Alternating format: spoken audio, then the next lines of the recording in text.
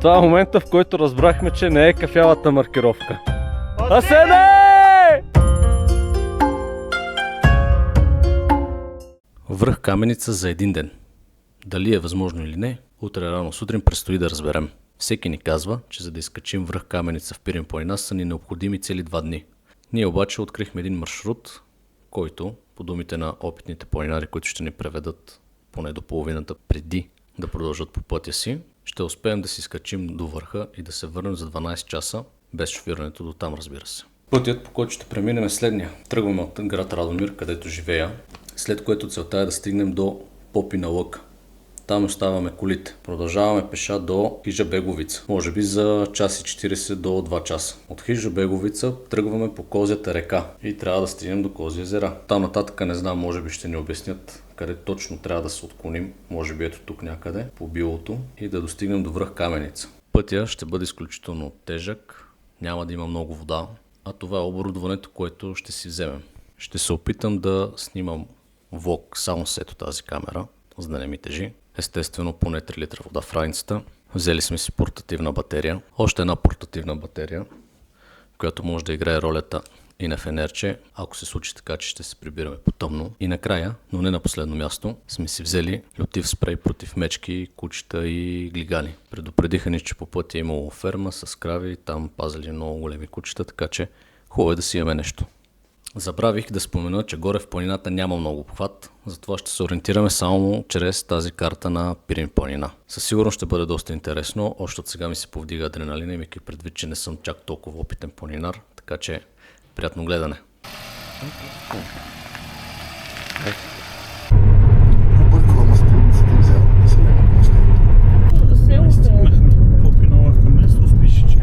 Това ли е Попина лъка? Сигурно. Значи, Радомир, местност Попина лъка, точно 2 часа. Ако пътувате от София, може би 2 часа и 50 минути, нали? Горе-долу. Пътя е гаден, има си дупки, не като да няма. И време е да потегляме към хижата. Така, само да покажа от коя потега тръгнахме, защото сутринта не го направих. Ей, там и нагоре по къщичките.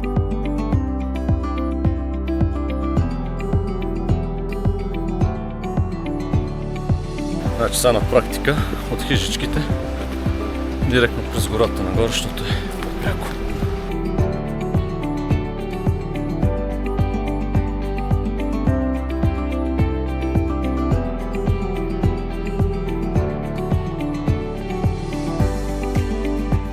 Много е важно, като минем първото мостче не е направо, ами нагоре.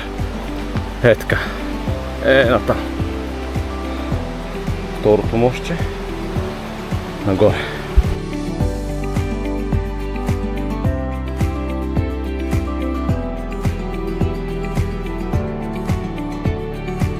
Сега като свърши гората е хижата и това е 5% от маршрута. Една 300. Синята маркировка. Та бях сега къде сме? Нагоре. То на къде? Само нагоре. Няма сме надолу. По пътя, нали не сечем? По пътя. Супер. Тия, дето искат, можеха да минат и по пътя.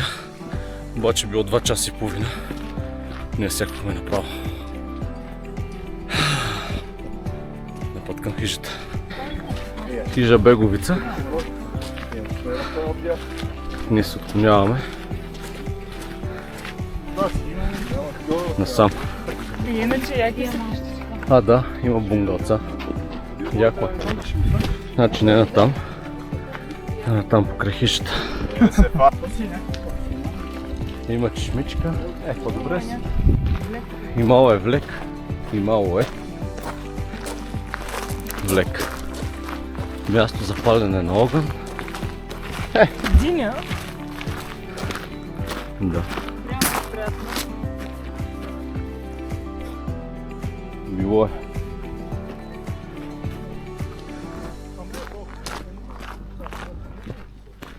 По маркировката. Бяло кафява маркировка.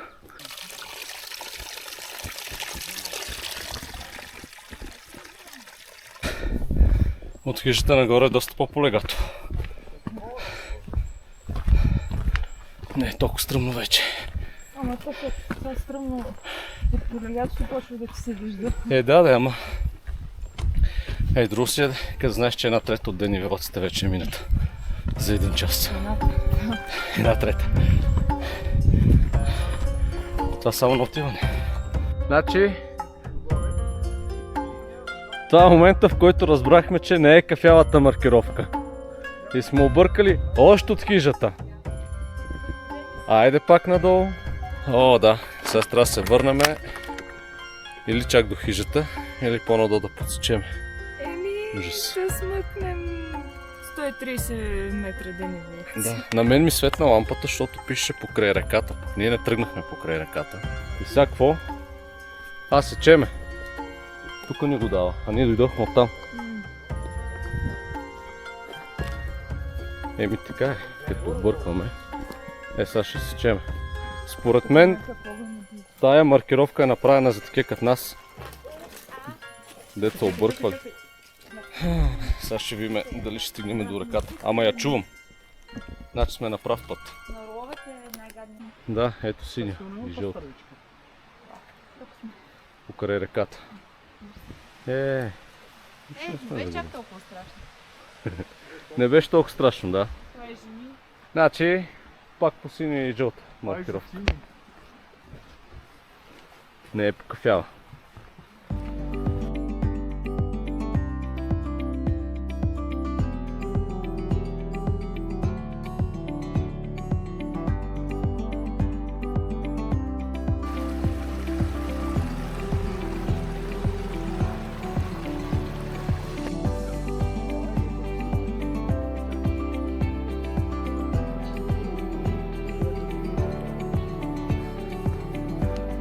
И сега от тук ние се отклоняваме нагоре, те надясно. Да. Да. Зависимо от това колко бързо. Много бързо. Ето. Пък ние сме наляво, нагоре. Да, заслон Тевно езеро. Значи ние сме нагоре. Да. Само да. Не трябва. Ама трябва. Имате още много път. Просто извади по някой време, където виж пунктира къде. Няма да ми е много вече. Кефиме това езеро ли е, полянка ли е? Най-вероятно е било езеро. И от тук наляво минаваме покрай него за ориентир. Не, като блато е. Има си водичка.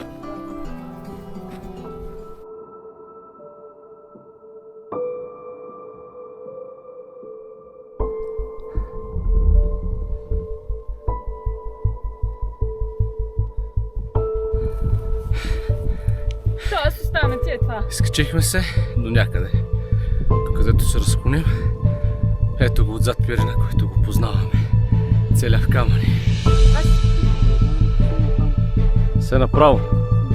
До края. Добре, че се тия към камъчета. Пирамидки. Да се ориентираме, защото горе май няма маркировка вече. Той пътека няма, тъй че код такова.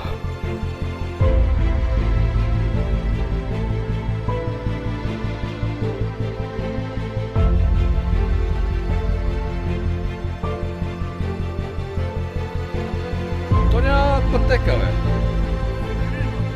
Ами, то защото там са орали. Това има пътечка само там. Естествен заслон. И толкова е стръмно надолу, че почти си на 4 крака. На метър и половина дължина, 1 метър денивелация. Изкачихме премката. Ето тук вече мога видите колко е стръмно. Шнаха в планината. Ще дойде при тебе да се гали, внимавай, да не те бутне. Ето, заради тебе ме накараха да си взимам спрей. Да. Виждаш ли? Какво Точно заради Ти това срещу вълци ли е? Мечки ли е? О, той е. Айде слези надолу ти куче. Последни метри. Последни метри. Още 3 минути сме горе. Няма качване, братче.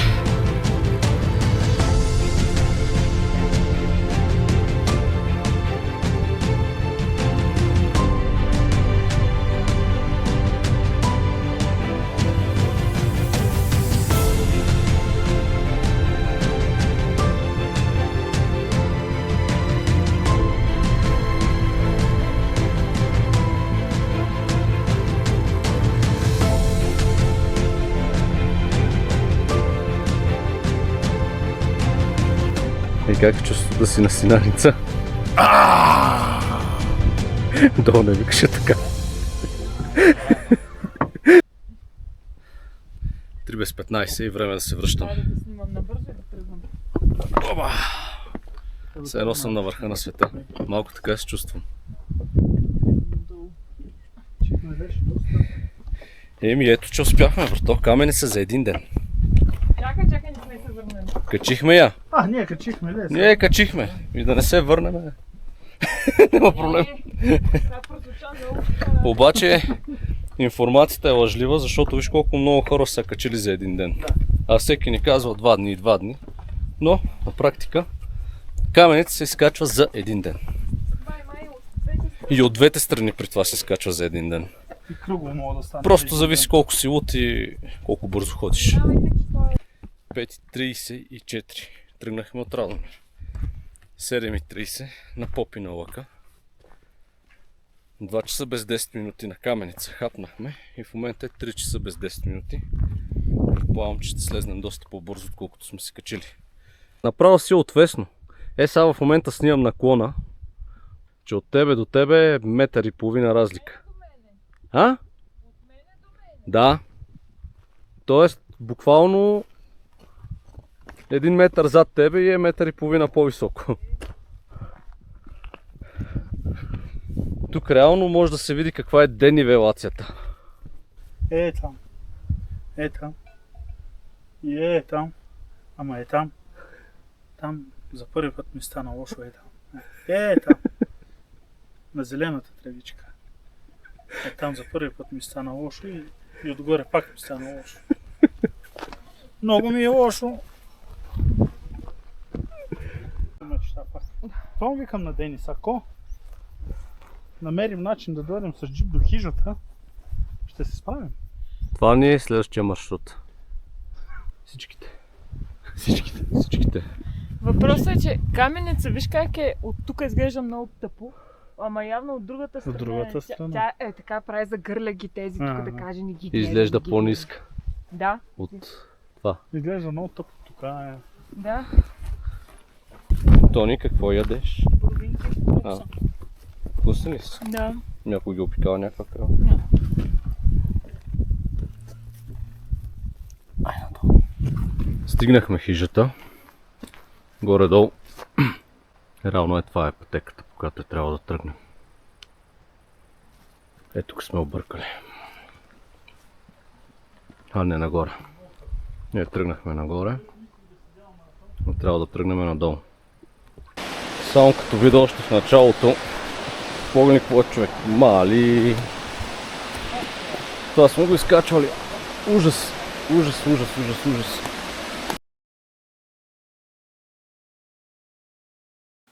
За съжаление, вчера батерията на камерата ми падна, затова почти не съм снимал на връщане. Но пък прогнозите се оказаха абсолютно верни. Ние направихме преход за около 11 часа и 50 минути, като в това време броим 40 минути хапване и наслаждаване на гледките от върха, всичките снимки и така нататък. В заключение ще кажа, че изкачването до връх Синаница наистина се заслужава, защото гледките от върха е може би една от най-красивата в... Вижда се връх Синаница, вижда се връх Вихрен, Кутел, Бански суходол, като погледнете на другата страна чак до Реляк. И така, надявам се видеото да ви е харесало. Аз се оттеглям, за да си почина и да се възстановя. Ще се видим отново. Чао!